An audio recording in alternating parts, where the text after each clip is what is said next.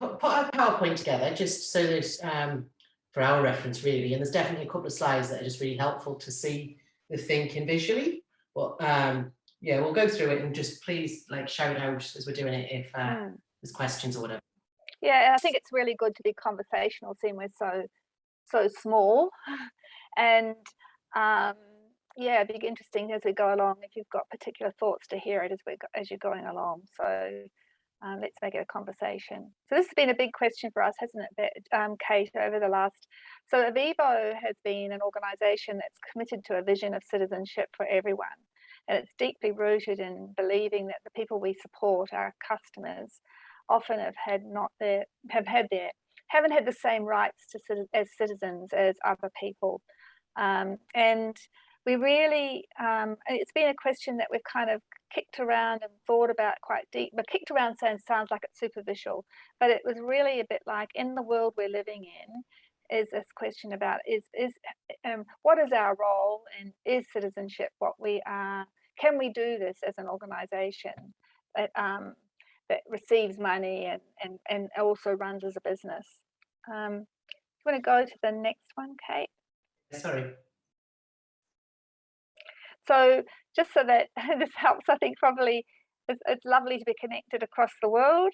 Here we are in Australia, and in doing this, you know, we are a country that was only colonised or invaded a couple of hundreds of years ago, and the Indigenous people, the Aboriginal people of Australia, are the traditional owners of the land. And it is very much part of our practice to show respect by acknowledging the country that we have the privilege to live and work on. In Western Australia, so I don't know if you can see this, this is where we are. I think it's pretty hard, that WA thing that somebody spoke. So Western Australia is all this side of the state of Australia, is all this side of Australia. Currently, there's been a bit of a joke going on too. It's not just a joke, which we've actually had a hard border from the rest of Australia for quite some time in relation to COVID. So we live down here in Perth, which is sort of down in the southwest. We're right on the coast, and we're very lucky for that. Most of the population does live on the coastal parts of Australia. We're a big city, well, not that big in comparison to the many cities that you would know. I think just under 1.8 million. I don't know, somebody might be able to correct me on that. But the rest of the population is very dispersed. So we've got very remote and regional areas across here. The Whadjuk people of the Noongar Nation are the traditional owners of the land in this part of the southwest of Australia. And I do acknowledge and pay my respects to traditional owners and their elders past, present and emerging. Going to the next slide. So Kate and I both work for an organisation that's now called Avivo. This just helps set some context, and that's where I suppose we've had the privilege, haven't we, Kate, to be able to, and the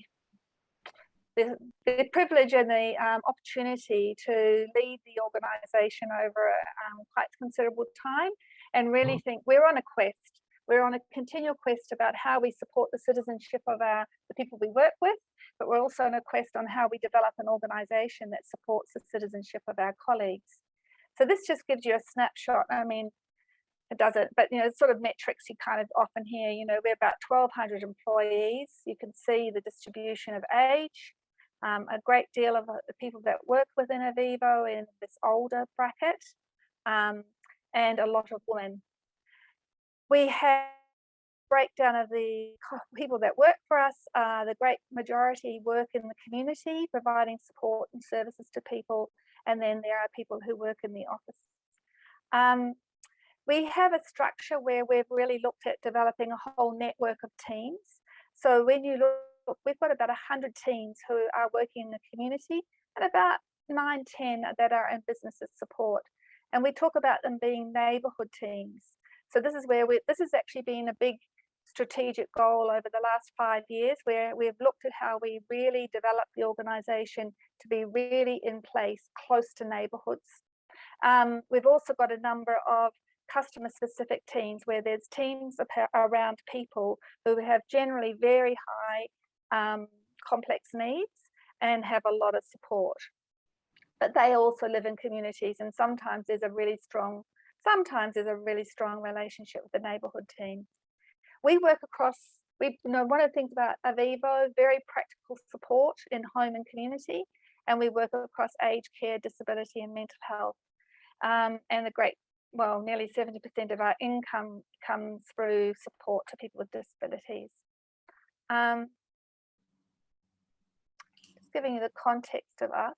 So we've had a commitment to supporting citizenship explicitly stated for the past, I would probably say 10 years. And, it's been an interesting word, hasn't it? It's been like, so what does citizenship mean? I mean, Australia, with its attitude towards refugees and people coming into the country, a lot of people, it's actually sometimes been a hindrance, the actual term citizenship, because it's often got very caught up in, it's all about visas and right to vote, rather than actually the really all-encompassing ideas of citizenship that I know that we are talking about within the Citizen Network. We've been using things like living a good life or a fulfilling life, an active life within one's community, more of the spirit of citizenship, being an active member of in the world. And when we were thinking about this a few years ago, I was very much thinking about, for our people we support or our customers, what they were saying to us is really, the things you've got there. They want good local support, people they trust, and community connection and belonging.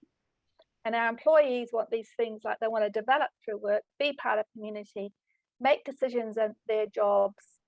And this is all on a platform of citizenship, community and sustainability.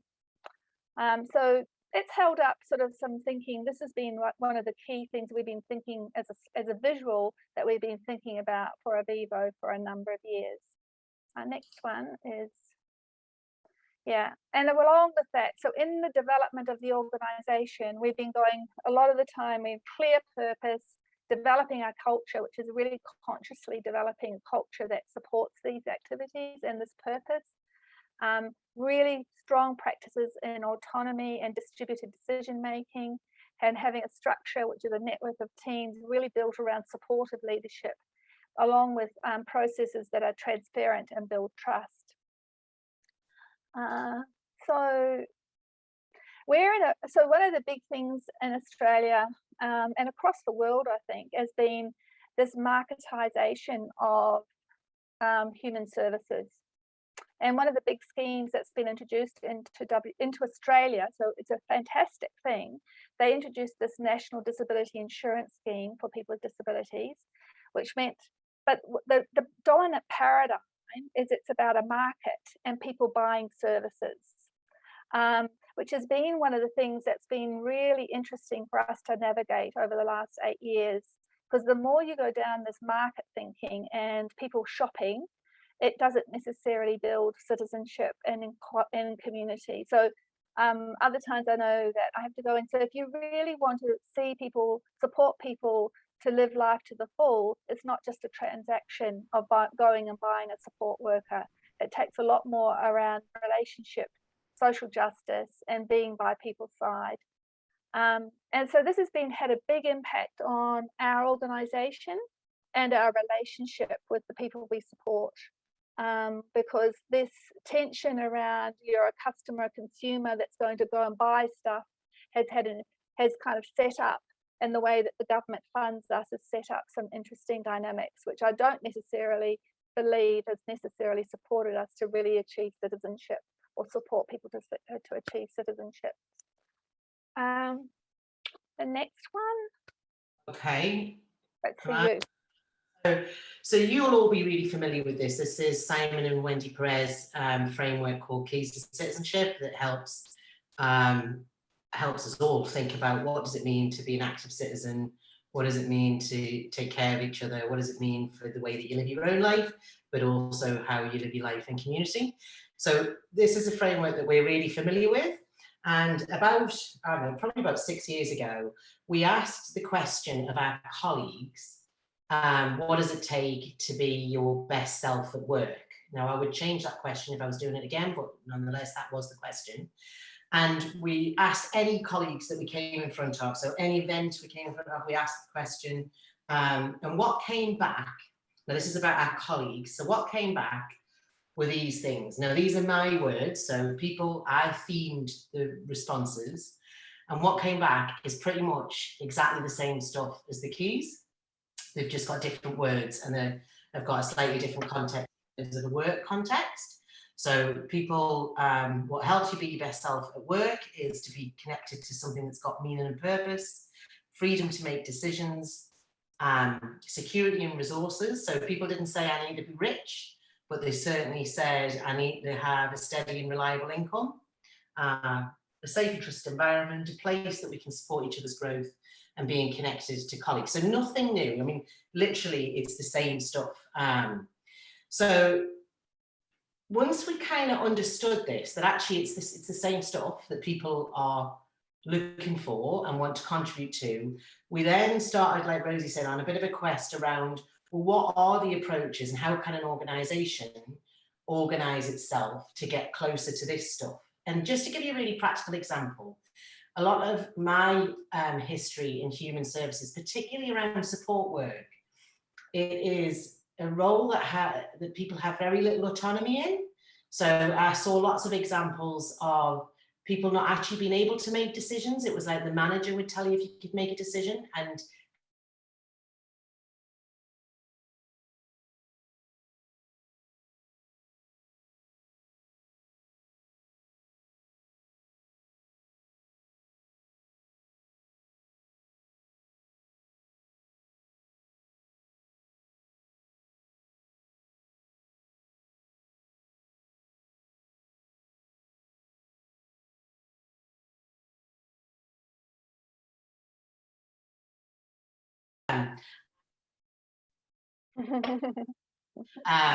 and then you can see things like self-management as a concept, salaried support workers. So one of the problems with our sector, particularly in community care, is that often many support workers are paid by the hour, and that's dependent on whether the hours are available. Yeah, so that kind of whole way that we pay people really needs to be challenged. So we're committed to looking at that. Teams with their own purpose, not the organisation saying this is what you're there to do. Say, well, actually, what does this community need? And what does the members of its community need? Yeah, and probably the top one is one of the things we've definitely learned in various ways is we don't talk so much anymore about self-management. We talk a lot about personal responsibility. So people taking personal responsibility to act as a citizen. But alongside that, the thing at the top there, you can see deliberately developmental. That was an approach that has been really helpful to us. It has evolved, but it kind of goes hand in hand. If we're going to take personal responsibility, we need to think about how we develop ourselves to understand our impact on the people that we support, families, and the people that we work with. So there's some of the kind of approaches that we've been looking at over the last few years. So we thought it would be useful to take each of the keys and just show you as an organisation, how have we tried to bring some of this to life. So I'll start with the freedom. So freedom to make decisions. So we have worked really hard to try and have an organisation that at its heart has trust. So we trust each other to make good decisions. If people have got good information, if people are well supported, we trust people to make decisions. And that, I mean, you wouldn't believe, but that is a real challenge in an organisation where, you know, for all of us really in our adult lifetime, command and control is the kind of way that organisations operate. So, you know, we build processes based on a lack of trust. We build, delegations, you know, based on a lack of trust. So all of that is kind of really exposed the lack of trust in an organisation and how we operate. We've tried things called, one of the things we've tried is the advice process. So that's a process that supports people to make decisions themselves. So if you spot an issue, it's your role to find the resolution. And basically the only deal is you seek advice off people that you think might have specialist information that can help you make a decision, or you seek advice off, you seek advice off those that it impacts on. Lots of investment in supportive leadership. So we aren't looking for managers. We don't talk very often about managing people. We talk about supporting people to make decisions and take responsibility. And we have a team framework. So all of our teams have roles within them that are designed to enable teams to take care of each other and make decisions. So there's a team framework that's really helped us around that to kind of really get clear on what decisions should sit really locally and what don't. Do you want to talk about that, Rosie? Yeah, I mean, I think with this, I mean, we're over 50 years old, so we built up lots of hierarchy. And don't get us wrong, we've learned a lot. We still have some structure, but we're really trying to see that we've really got a structure, and even though you could turn it up the other way, but it's very much embedded in customers and communities, and that's where the community teams are embedded, and that those feed in us, and it's the role of the community coordination teams and the business support teams to enable their work.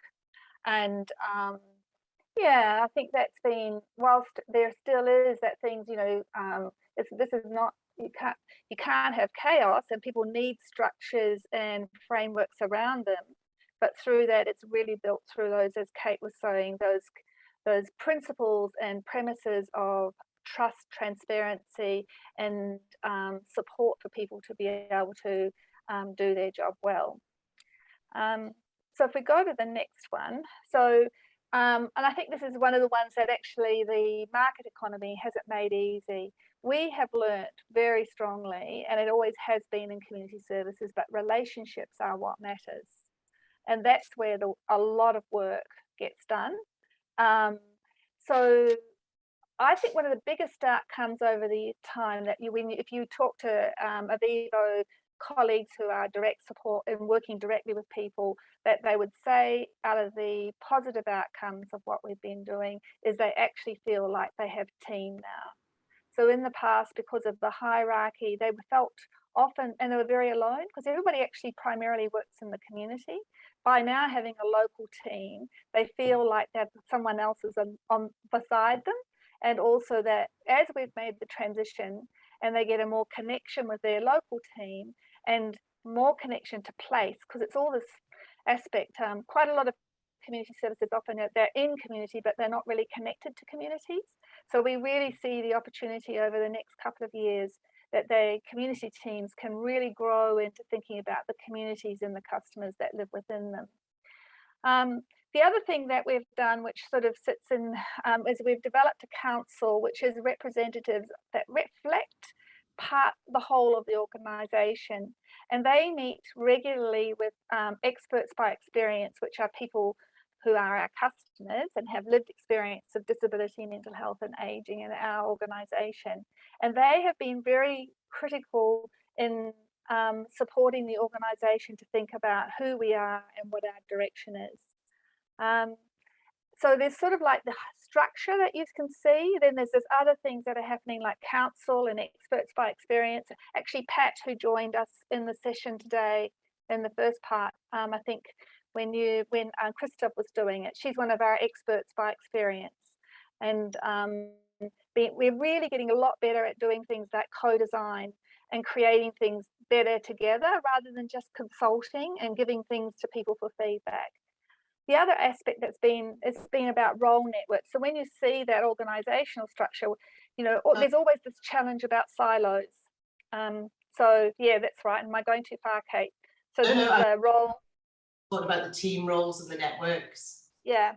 So this is what, if you look at our community team, which is symbolized there, and our customer team, we have developed roles within each team that take up a particular function. So one of the ones is like the anchor, and they often are the people that really are the organizer and the host. I think that's for the gatherings and the events. Another one is the tech talker, who's someone who supports people within the team in relation to their technology. A role that really came alive when COVID started was lifeguard. So everybody has a responsibility around safety, but we really built in a role. This has provided really great developmental opportunities. So it overlaps with that aspect about being deliberately developmental. So these are support workers, and through being able to get the opportunity to do these roles, they are also developing expertise and take that into other roles. So the lifeguards have been really important across the organisation to support their own team, but also to really make sure the organisation's on track in relation to safety. So those are the sort of networks of roles. There's multiple, it's a bit like we were talking about the nestedness, where the teams are nested within larger areas, and then there's interlinks and sort of like an ecosystem of people within roles, whether at the team level, the area team level, and the organisation as a whole, about people who are interested and have particular skills. So I'm just conscious of time. So I've already mentioned about one of the things that came up really loudly from colleagues was around having secure and stable income. So we were really interested, which is part of the Citizen Network have really helped us to think about the synergies with universal basic income. So how might we do that? How might we look at a different way of using the money so that everybody has a secure income? So I won't go into that anymore.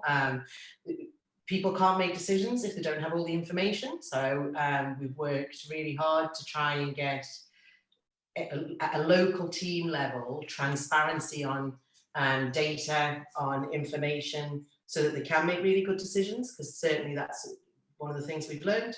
And technology's played a huge part in transparency, so being able to have the information that Rosie and I have got in everybody's hands. So yeah, that's made a really big difference.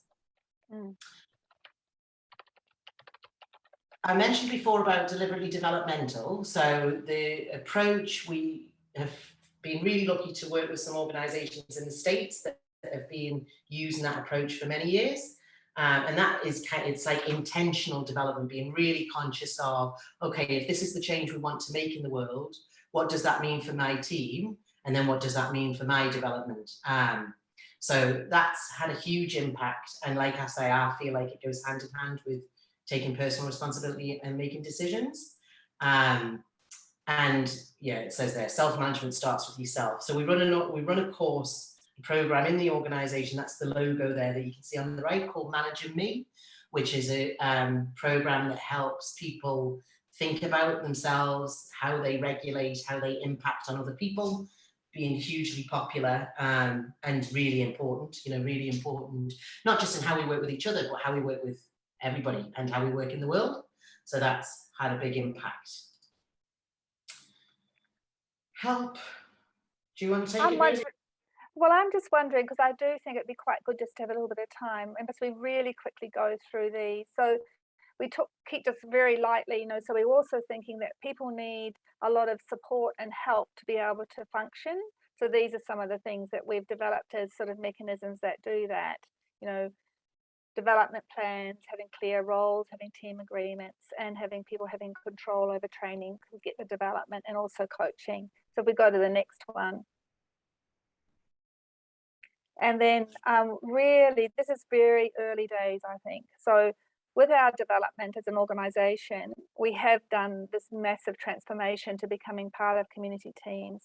There's a really exciting opportunity really now as we go into the future to really think how we develop into local ecosystems, both at a community neighbourhood level, but within other communities. So like this picture here shows, last year was the first time we collaborated with organisations across the community care sector to be part of Pride Parade, which was very much hosted and sponsored through Sammy's work, but with a number of us, to be able to not be about Avivo, but how we can work within the community with other like-minded organisations to support people within the community who identify with this group. And so that's where it's very exciting for us to think about collaboration and cooperatives, and how we bring this really up to a high level to work within communities, and not to dominate it, but to support everybody to bring their whole selves to the process.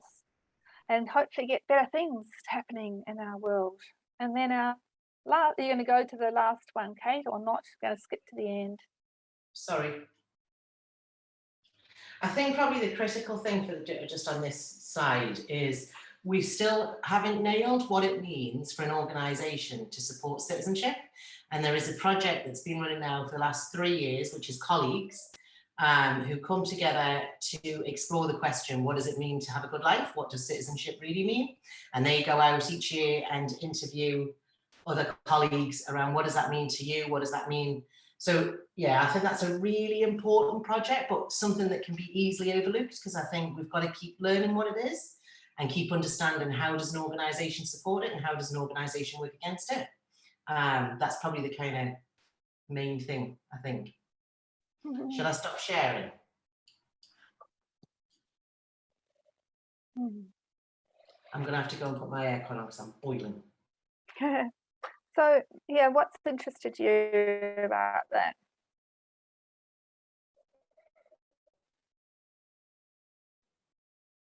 No.